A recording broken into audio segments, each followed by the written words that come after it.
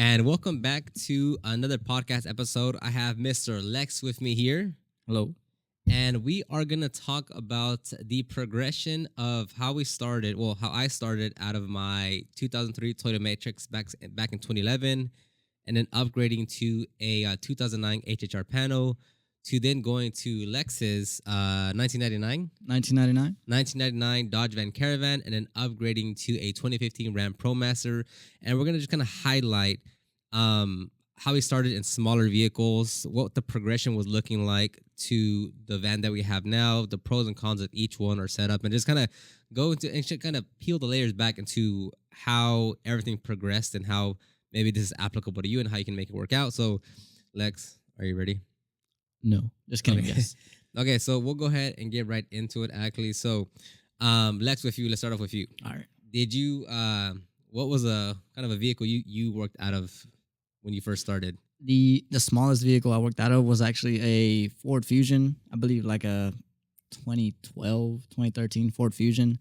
Yeah, just basically stuffed that thing with everything in there, equipment like pressure washer, vacuum, air compressor, a bunch of boxes. You put that in there too? Yes, it had a big trunk, so that helped a lot. I could fit a lot of stuff in there, but it was crammed. Yeah, that's one thing I never did. Out of whether it was the Matrix, whether it was the HHR panel, I never put a pressure washer, air hose. I never air compressor. I never put a water tank in there. And have you seen, like, there's a bunch of builds now that you see on YouTube or the forums or Facebook groups. I've seen a few, yeah. Of like crazy. full built out rigs out of like a Mustang or a Jeep Wrangler or a what's the business class, man, out of a Scion XB, I think it is. Yeah, so like I wish I would have like been more proactive with like my build, because I could have probably built something half-ass but still good out of the Matrix, or out of the HHR. Anyway, so out of the Ford Fusion, what were the what did you like about it? How about that? What are the pros of doing that? You don't need a fancy setup at all. You're gonna spend a lot of money on rails, generator, nothing. It's just what you have, just stuff it in there. You don't need expensive things. A few boxes. And the good thing, even with my Matrix as well, is like you just started. Like you kind of remove everything. You're like, okay, well, I have a bucket, I have a vacuum, I have some brushes. Okay, I have the car. I'll just go to the customer's location like this. And even back then, like we had that big old 16-gallon vacuum. And the real big shot. That's the one I would put in the Matrix. Like, instead of going out and buying like a little puny little original, I took that big old freaking like vacuum. Yes, that was unnecessary as well. Very unnecessary. With you, did you ever take out the seats or anything, or you just stuffed everything? No, I would maybe fold the seats down, if anything. But most of the time they were up.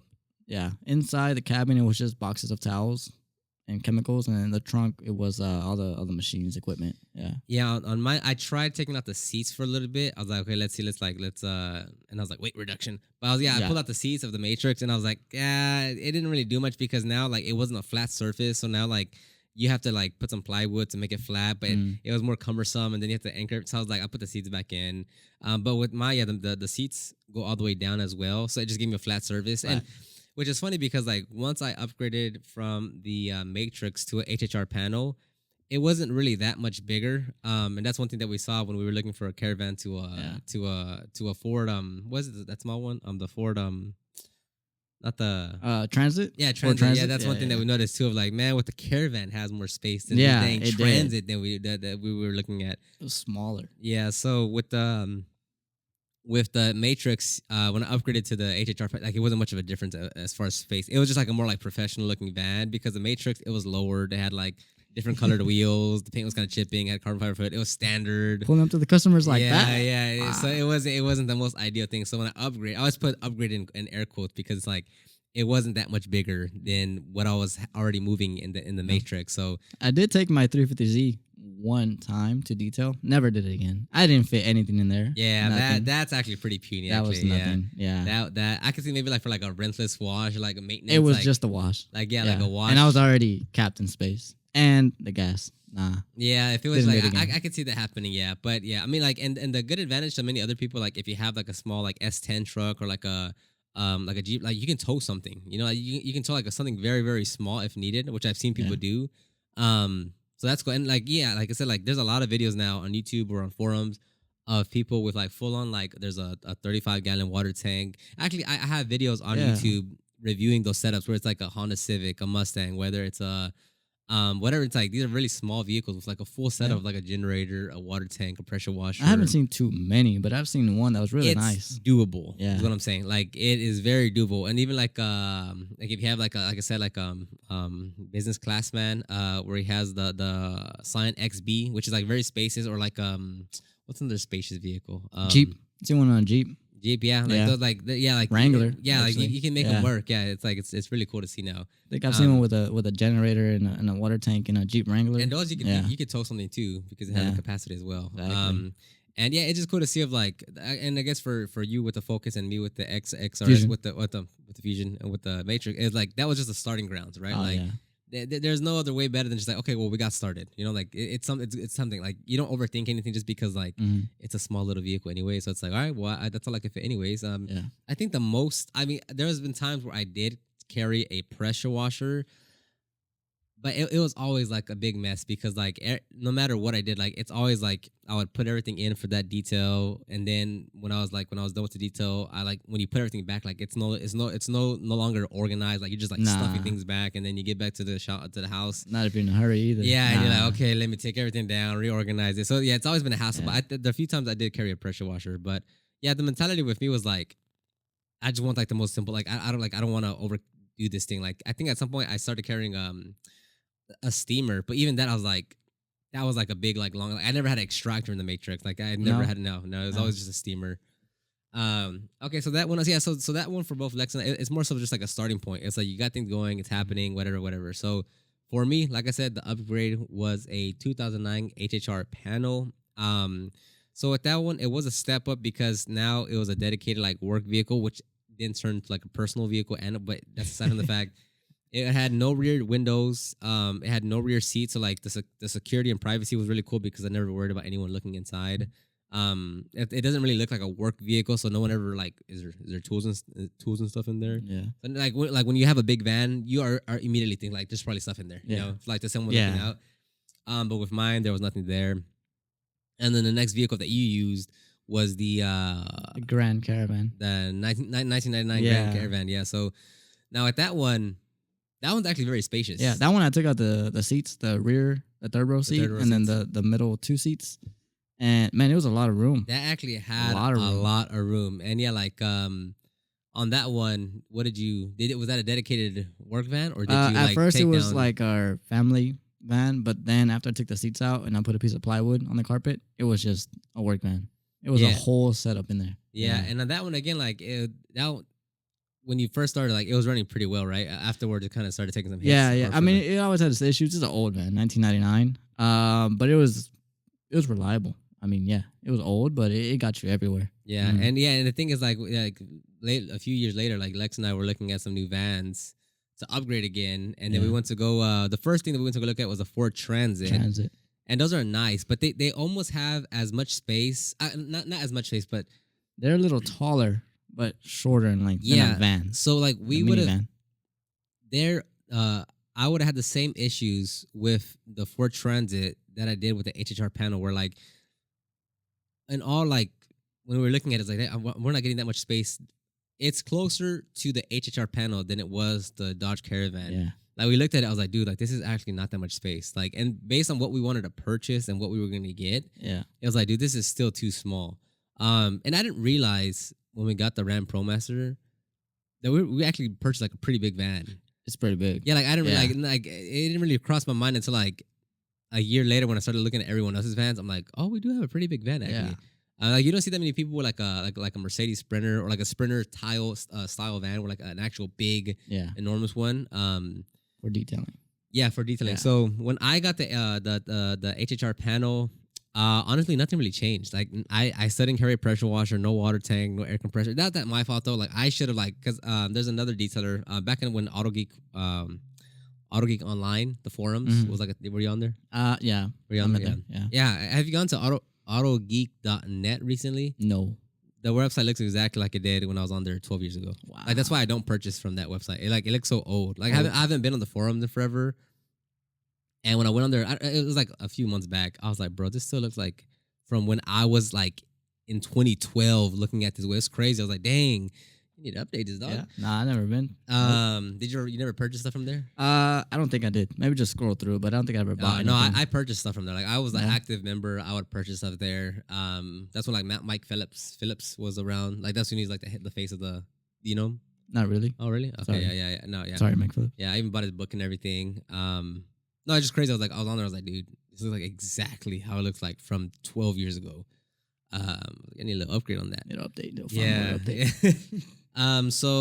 Anyways, yeah. So there's another detailer on there. His name was a High End Detail, I believe, and he had a full setup in his HHR panel, like 30 gallon. Oh, an HHR panel. Yeah. Wow. I was like, oh, dang, that's tight. Like someone. Well, actually, he got it, and then that's what sparked my idea. Like, oh, okay, those are cool. Oh. And then I found one, but he had a full setup. I never went that route. I was like, bro, Like pressure washer, generator. Yeah, Everything? he had everything. Yeah, Water like, tank. Yeah, water tank, Wow. pressure washer. No reels, I don't think, but like it was far superior than what I ever had.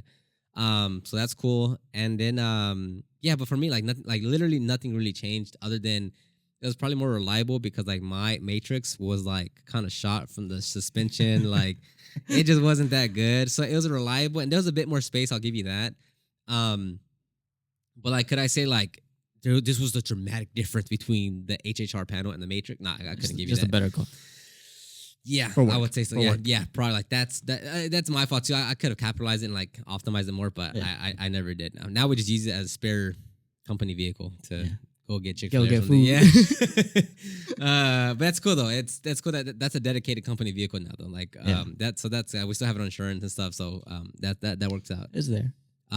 So for you when you got the 99, what all did you do? Yeah, no, for me it was actually a bigger difference because I was able to put a generator in there. I put a 55 gallon drum in there, and what did I do?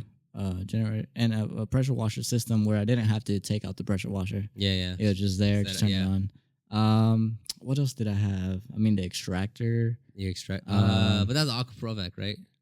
Yeah. Well, I've always carried it, but I was able to organize things a little better to where I didn't have to take stuff out anymore.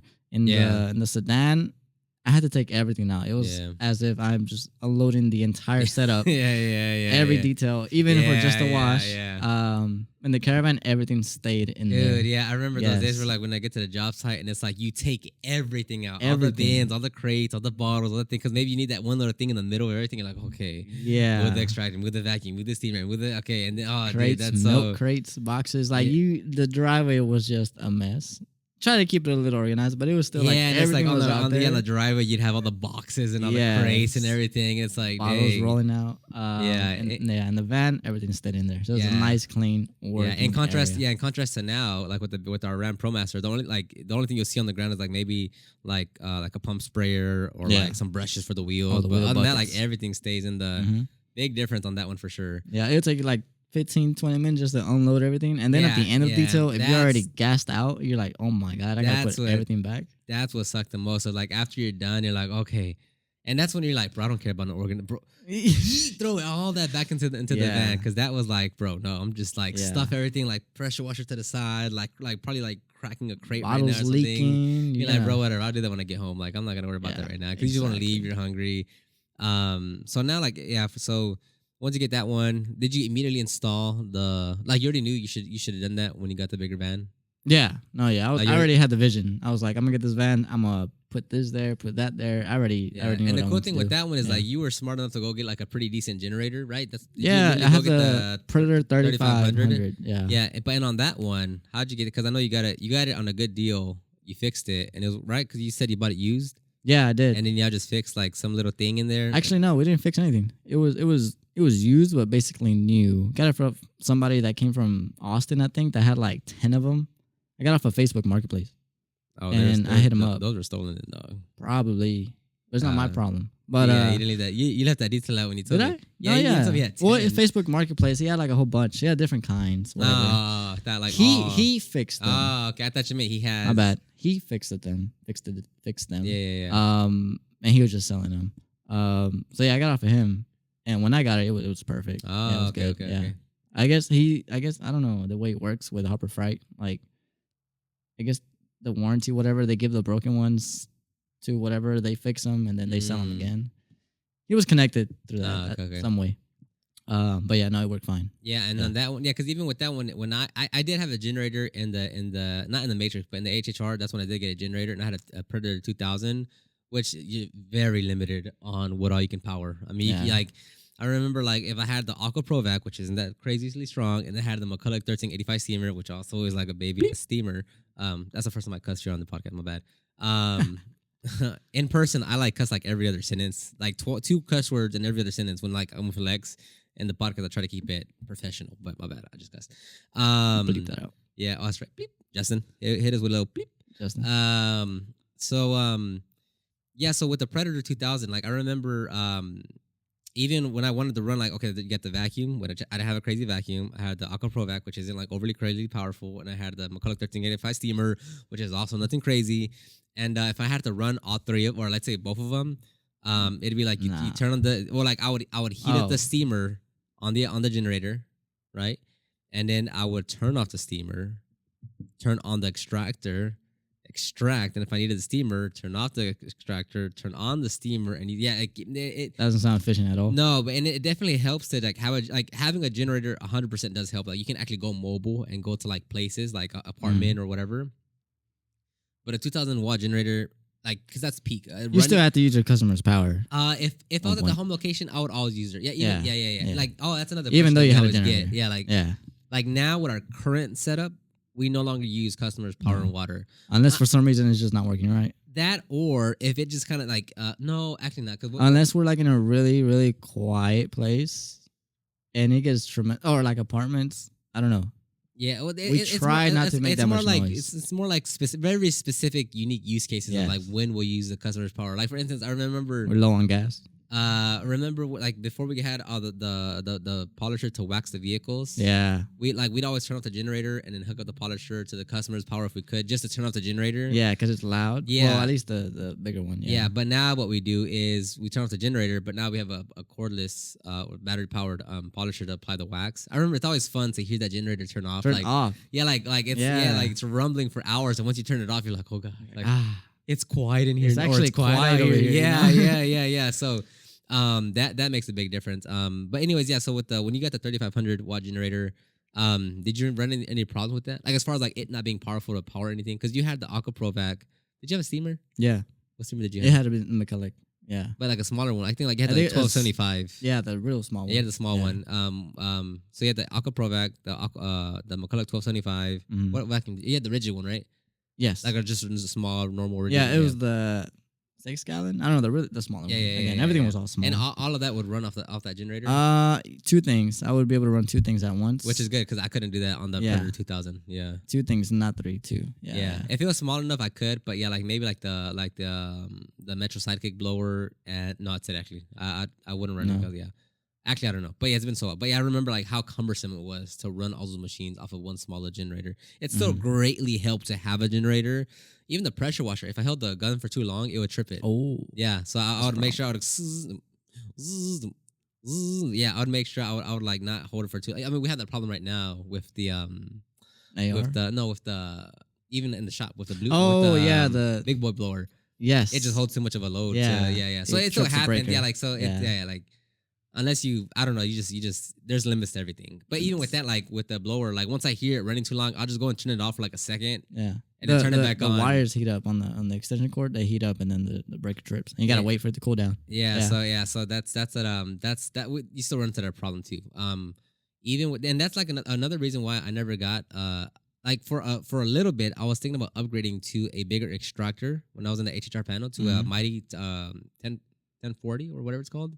1080? Nah, one of those. The one that's 1400, not like 1600. The one under the Spider. Yeah. The HP 1040 or 12. Something like that. Yeah. So 2 things. One, I checked the measurements. It doesn't fit in my milk truck. Like I could not put it vertically. Like I would have to like sideways. But even then, that's dumb because then I can't put anything else in. That's it. It takes up like almost like 2/3 of the backspace. And it's heavy. So that means I can never leave with water. So I was like, automatically no. And then I thought about the whole generator thing. I'm like, bro, I couldn't even power this thing if I wanted to. And that's the thing with like... Oh, yeah, you can... Yeah. No, you cannot. And that's another thing that you realize, like as you also get a bigger van, like you're able to do more stuff.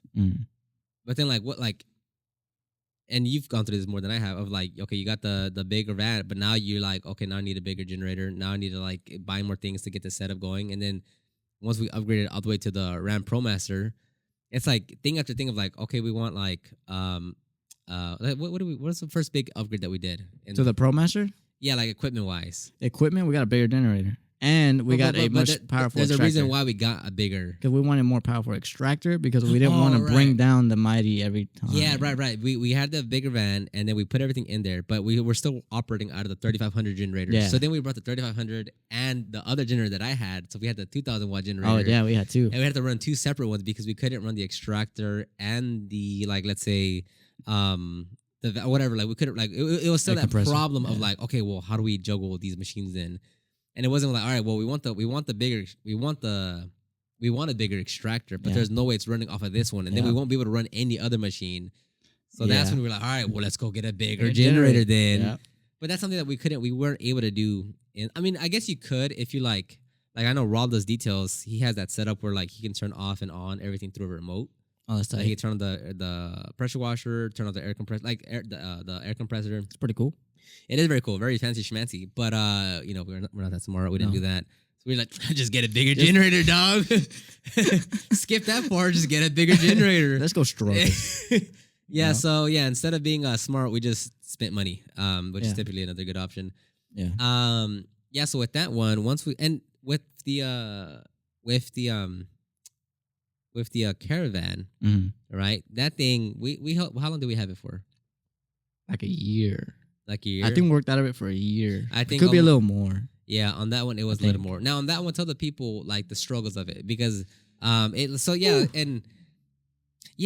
because I remember one time someone left a comment of like when it's like I showed the progression of the Matrix XRS Caravan ProMaster, and people were saying like that that Caravan was real humbling, like it was a respectful comment of like, it goes to show how humble you are that you didn't care about using that like lower quality van. Unreliable. Yeah, like because it became unreliable. But I'm saying because it's like it's old looking, it's very purple, old. chip paint, clear coat peeling. Yeah, and to me, like I never even thought about like it's like bro, like it works, like it's running. Window like, cracked. like this is already a bigger upgrade because it's more space. Yeah. So with that being said, like kind of break down like what were the problems with it though.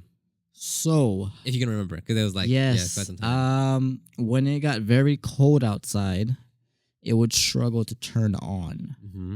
Well, no, not turn on. It would struggle to move because the transmission had to heat up. So I would have to turn it on like 10, 15 minutes before rolling out. That way I can put it into gear and roll out. Yeah. So there's one struggle. After a certain point, I had to resupply Freon refrigerant. Yeah. Every like month, I have to put a can of Freon in it because it would leak. So there's that. Number two. What else? What was wrong with that thing? I mean, something with the windows, right?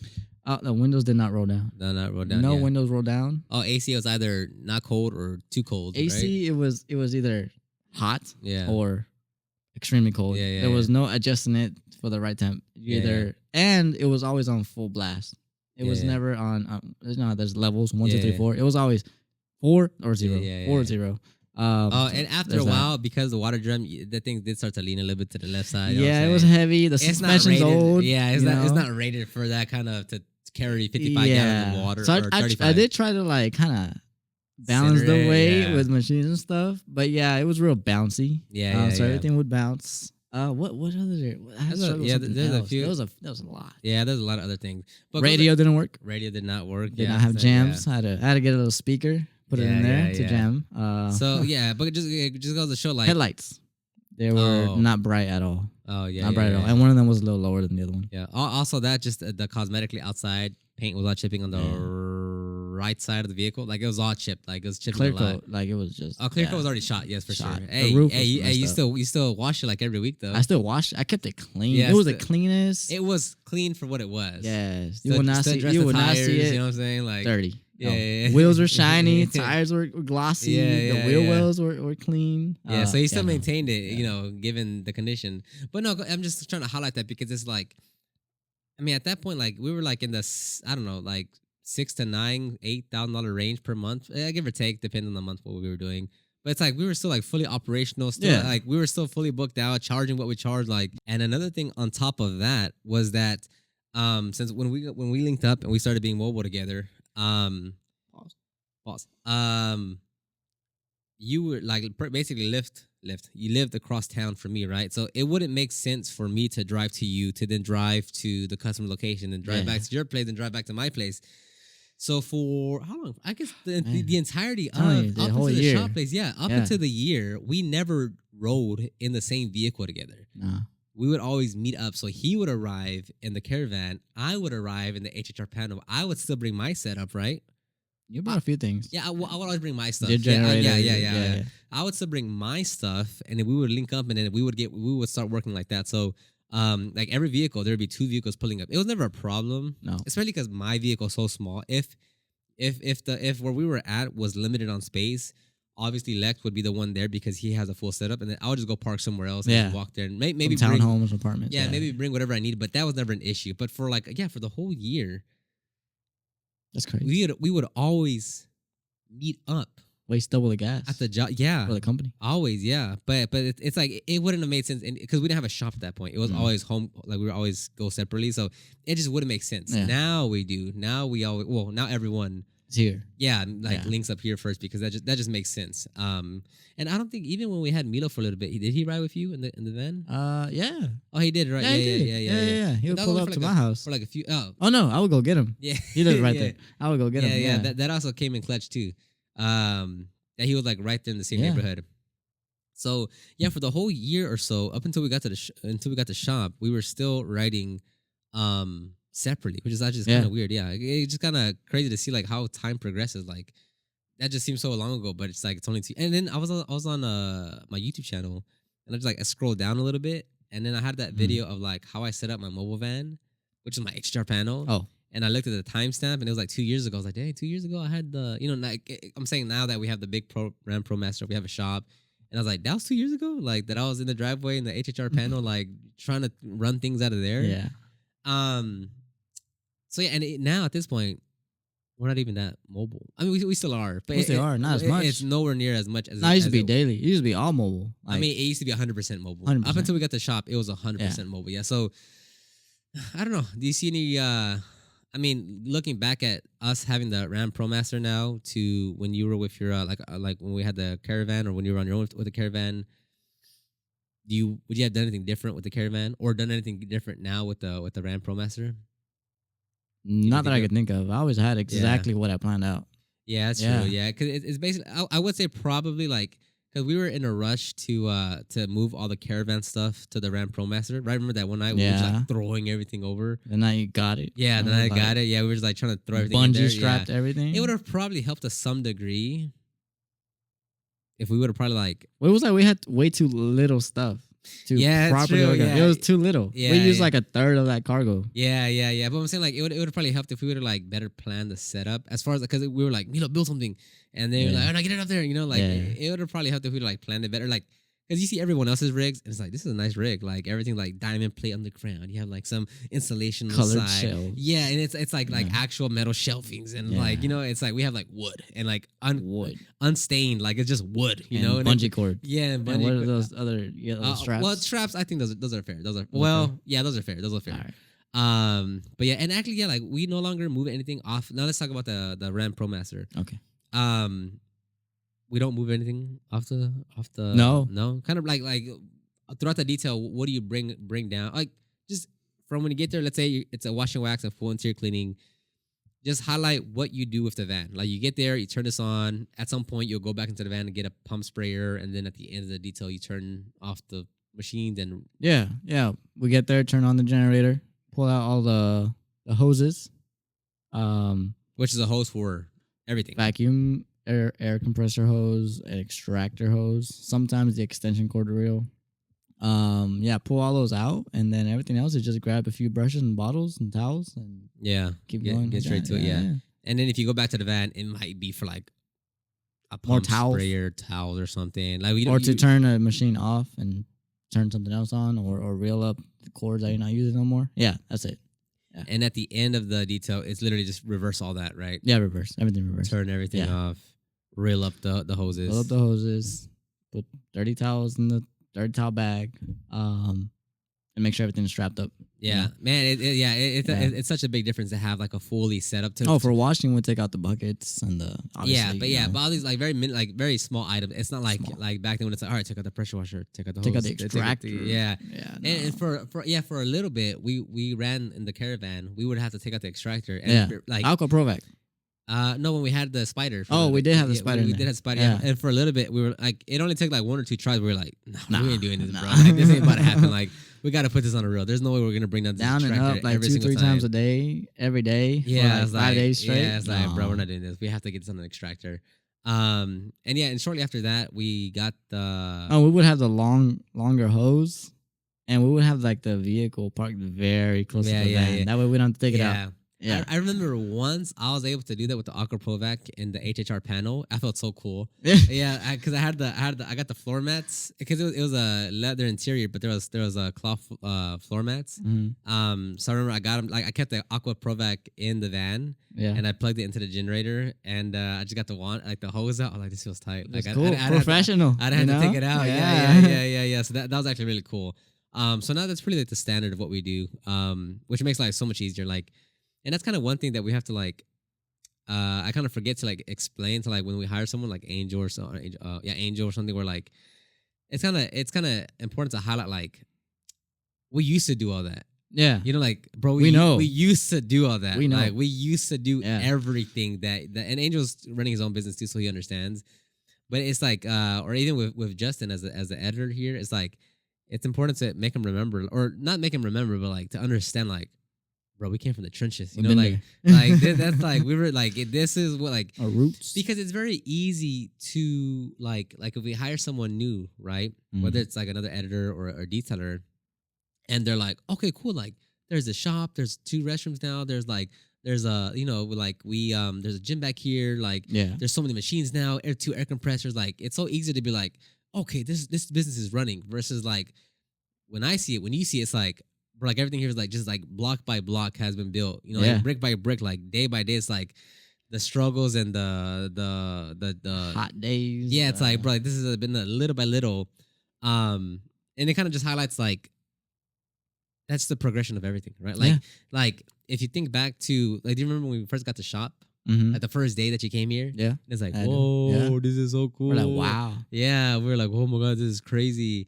And now just like. I think it's small. Yeah, like, now it's like super tiny. Like, bro, this is Like if I could go back in time for that, I would have started. We should have got, and you don't know what you don't know, but like when we detail out of the 105 unit, which is the bigger unit, it's 3,300 square feet. That feels comfortable. Yeah, right. That's like, okay. This seems appropriate for detailing, bro. In 104. It's 1,500 square feet. I don't know how much square feet is actually in the back, but bro, it's like it's not enough. Like you always feel so crammed. Yeah. So it's just crazy to see the progression. But I'm saying like this is over time, right? Like This is when did you start detailing? Professional. Yeah, like, legit. Yeah. Like for money, like you're consistently doing like it. 18 years old, I believe. Yeah, 18. Yeah, same thing. Yeah, when I was When were you 18? What year were you 18? Like 6 years ago. Yeah. Okay. 7 years ago. Yeah. Yeah. I'm 24. I'm turning 25 December 27th. I'm turning 25. So yeah. Yeah, but Happy same thing. Birthday.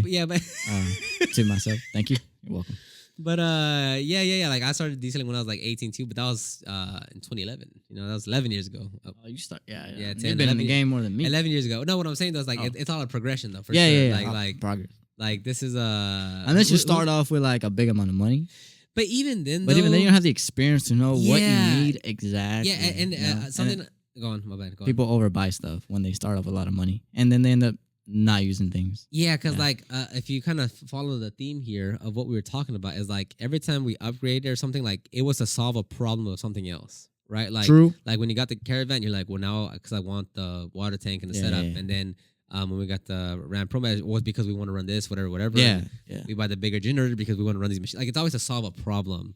But the problem when you start off with too much money is that you assume the problems and you buy for a solution that you don't know is even a problem yet. And that's where you can definitely overspend because you have the funds Lot. versus, and I mean that goes like literally with everything, like with the camera stuff that I had. Like this is